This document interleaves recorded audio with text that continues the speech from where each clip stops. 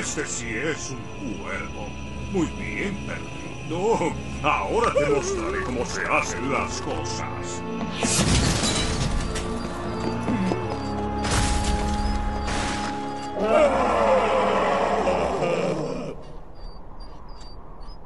Es una hazaña desafiante que nunca se había intentado. Oye, perro estúpido, una estúpida mujer va a lanzarse a través de la estúpida luna hasta Marte. ¡Oh, no! Es temeraria, es asombrosa, es Mega Muriel la Magnífica. Oye, espera, antes de que te vayas, dame el control remoto. ¡Estúpido perro!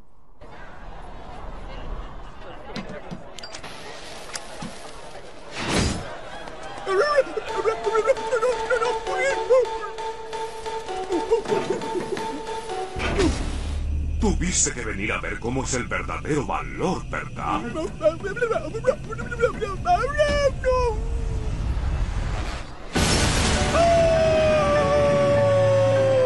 Mega Muriel la Magnífica intentaría esta hazaña usando un sombrero de pieles.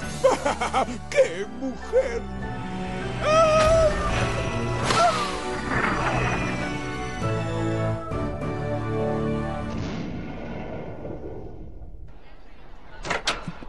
Oye, esa mega mujer está haciendo algo increíble. ¿Oh, sí?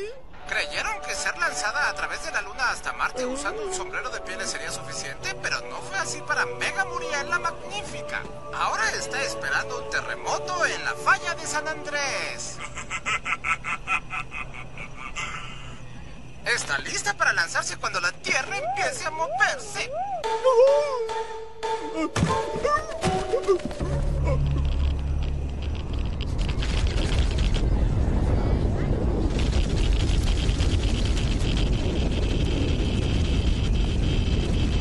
Ahí está, el terremoto que hemos esperado. Y ahí va Mega Muriel la Magnífica.